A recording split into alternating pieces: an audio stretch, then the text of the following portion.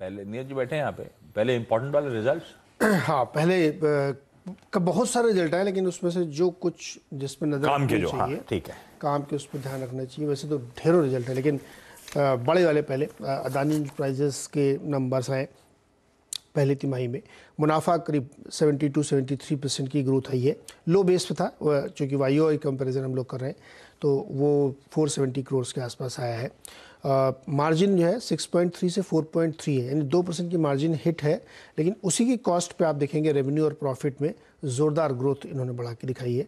Operational numbers बहुत ही बढ़िया, 1750 करोड़ दिखाया है।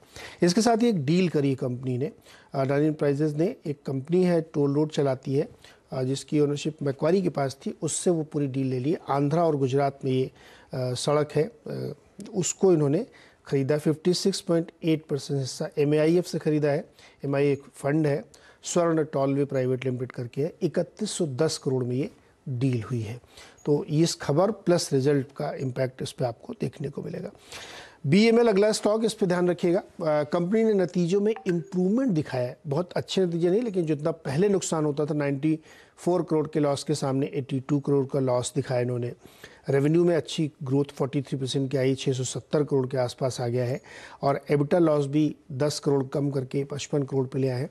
तो थोड़ा सा इम्प्रूवमेंट नतीजों में आया है, ये एक अच्छी बात है, ये यहाँ पे देख सकते हैं।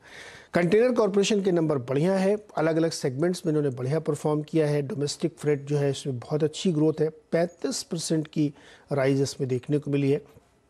लास्ट क्वार्टर में मैनेजमेंट ये गाइडेंस दे के भी गए थे कि डोमेस्टिक फ्रेट बहुत अच्छा चल रहा है। जो एक्सपोर्ट इंपोर्ट वाला फ्रेट है, नहीं, जो पोर्ट तक ये माल पहुंचाते हैं, वो फ्लैट रहा है। तो वो डेफिनेटली कंटेनर की शिपमेंट में दिक्कतें आ रही थी, वो धीरे धीरे ईज हो रही, तो नेक्स्ट क्वार्टर में और बेटर होगा ये। कोर नंबर जो है उसमें प्रॉफिट में 14-15% की ग्रोथ है, रेवेन्यूज़ में करीब 10% की ग्रोथ है। मार्जिन फ्लैट है, 24% पे मेंटेन किया है इन्होंने। कंटेनर इसमें तमाम ब्रोकरेज रिपोर्ट्स के आगे नोमुरा इसमें बाई कॉल दे रहा है, 785 का टारगेट है। और मॉर्गन स्टैनली ने इक्वल वेट कॉल दी है और 628 रुपये का इसमें टारगेट लेके चल रहे हैं। तो कंटेनर कॉरपोरेशन के लिए ध्यान रखिएगा। LIC हाउसिंग फाइनेंस के नंबर बढ़िया है, और मुझे लगता है कि हाउसिंग फाइनेंस कंपनी में कुछ कंपनीज हैं जो अच्छे नंबर दे पाए, उनमें से एक ये है।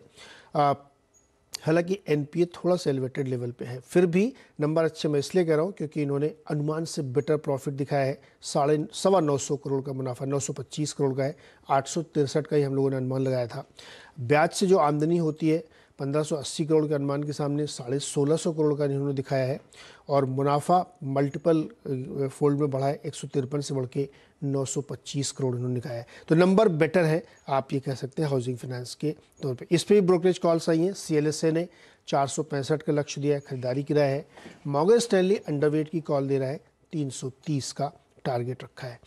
ब्लू स्टार पे ध्यान दीजिए, नतीजे काफ़ी बढ़िया हैं, और उसके बिल्कुल साफ रीज़न थे कि इन्होंने इन्वेंट्री मैनेज की थी, जिससे इनपुट कॉस्ट जो लास्ट क्वार्टर में बहुत एलिवेटेड थी, उसका असर इनके ऊपर नहीं पड़ा, और अब तो कॉस्ट वैसे भी नीचे आ गई है, तो उसका असर है। 74 करोड़ का प्रॉफिट दिखाया इन्होंने 12 करोड़ के सामने। पिछला क्वार्टर चूँकि बहुत वॉश्ड आउट क्वार्टर था, माल बिका नहीं था, लेकिन इस क्वार्टर में आप देखेंगे और सीक्वेंसली भी नंबर देखेंगे तो बहुत अच्छे नंबर हैं इनके। 123 करोड़ का एबिटा है, मार्जिन में 2.5% की इम्प्रूवमेंट है। जो इन्वेंट्री मैनेज की थी उसका असर है ब्लू स्टार में। AC बनाते हैं, और खासतौर पे एंटरप्राइज सेगमेंट से इनको बहुत अच्छी ग्रोथ मिली है। और रिटेल सेगमेंट का ड्यूरेशन इस बार बहुत लंबा नहीं था, लेकिन जितना भी था उसमें तगड़ी ग्रोथ इन्होंने दिखाई है। एलेम्बिक फार्मा बहुत कमज़ोर नंबर है, 60 करोड़ का नुकसान दिखाया इन्होंने, अनुमान था कि उतना नहीं होना चाहिए। रेवेन्यू 1262 करोड़ आए हैं, जो अनुमान से 100 करोड़ करीब कम है। एबिटा 14 करोड़ मात्र आया है, 237 करोड़ का अनुमान था। मार्जिन 1% है, 1.2% है, जबकि 17.8% का मार्जिन था। काफ़ी कमज़ोर नंबर इन्होंने दिखाए हैं अलग अलग फ्रंट पे। और जो ग्लोबली इनका जो बिज़नेस था, हर जगहों पे दिक्कत आई है। जेनरिक बिज़नेस जो US में था उसमें मुश्किल आई, और मार्जिन इसलिए सीवियरली हिट हुए एलेम्बिक फार्मा के। लेकिन इसके कॉन्ट्रेरी ग्लेनमार्क लाइफ के नंबर अच्छे हैं, यहाँ पे बेहतर नंबर दिखने को मिले हैं। मुनाफा 7-8% बढ़ के 100 करोड़ को पार कर गया है। रेवेन्यूज़ हालांकि फ्लैट है 5-6% की डाउन के साथ, लेकिन वो इम्प्रूवमेंट जो आपको दिख रहा है वो ऑपरेशनल नंबर्स के बजाय मार्जिन पे दिख रहा है, जो इन्होंने थोड़ा सा स्लाइटली इन्होंने इंक्रीज़ किया है। और इसमें ध्यान रखना चाहिए कि अलग अलग जो इन्होंने जेनरिक्स में और तमाम फार्मुलेशन पे काम किया वो अब प्ले अप होता हुआ दिख रहा है। तो ये ग्लेनमार्क लाइफ के नंबर अच्छे माने जाने चाहिए। बेयर क्रॉप साइंसेस के नंबर ठीक है, बढ़िया नंबर है। हालांकि मार्जिन बहुत ज़्यादा इंप्रूव नहीं कर पाए, बावजूद इसके कि इस क्वार्टर में केमिकल कंपनीज ने अपने मार्जिन इंप्रूव किए थे। प्राइसिंग इनके हाथ में गई थी यूरोप से, लेकिन फिर भी नंबर ठीक ठाक इनके माने जाने चाहिए। GSPL इसके नंबर, दरअसल सरकारी कंपनियों के नंबर को देखने का भी एक अलग तरीका होता है। रेवेन्यूज़ इन्होंने घटा लिए हैं, एबिटा इनका जो है बहुत अच्छा नहीं आया, 3% 4% करीब गिर गया है। मार्जिन थोड़ा सा इन्होंने बढ़ाए हैं, लेकिन वॉल्यूम में उतना जनरेशन नहीं दिख रहा है, तो यहाँ पे आपको लगता है कि थोड़ा सा प्रेशर देखने को मिल सकता है। वैलिएंट ऑर्गेनिक्स एक रिसेंटली लिस्टेड कंपनी है और अब बड़े बोर्ड्स में आ गई है, लेकिन नतीजे बहुत ही ख़राब हैं।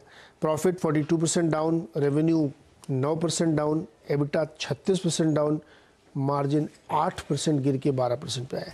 तो ये कुछ स्टॉक्स हैं जहाँ पे नज़र रखनी चाहिए, लेकिन कुछ खबरें जहाँ पे आपको नज़र रखनी चाहिए। उनमें से एक DLF है, जहाँ पे एक मॉल खरीदने के लिए बोली लगाने वाले हैं, एम्बियंस मॉल, जो कि बेचेगा कौन?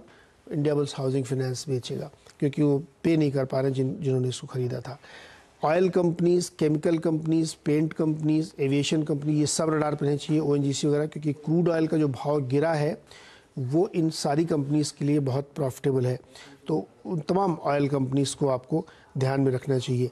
गेल के रिज़ल्ट कल आ गए थे, लेकिन कमेंट्री बड़ी नेगेटिव दी है इनके CFO ने। उन्होंने कहा कि जो सप्लाई कट की है गैसप्रॉम ने, उसकी वजह से इनको आगे जाके प्रॉफिट में सीवियर हिट हो सकता है।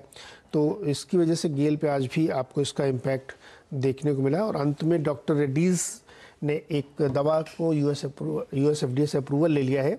ये दवा क्या काम करती है कि जो ब्लड में बहुत ज़्यादा कैल्शियम बढ़ जाता है, जिसकी वजह से ब्लड प्रेशर होता है आपको, क्योंकि वो श्रिंक करती है आपकी वीन्स, जिससे ब्लड फ्लो हो रहा है, तो उसके लिए दवा जो बनाई है इन्होंने, उसको US FDA से इनको मंजूरी मिल गई। तो ये कुछ स्टॉक्स और खबरें जहाँ पे ध्यान रखना चाहिए। अच्छा, एस्कॉर्ट्स बैन में कंटिन्यू कर रहा है और जोमेटो को रखी रडार पे। जोमेटो कहानी तो मेरे को समझ नहीं हो क्या है। एक तो वो टाइगर ग्लोबल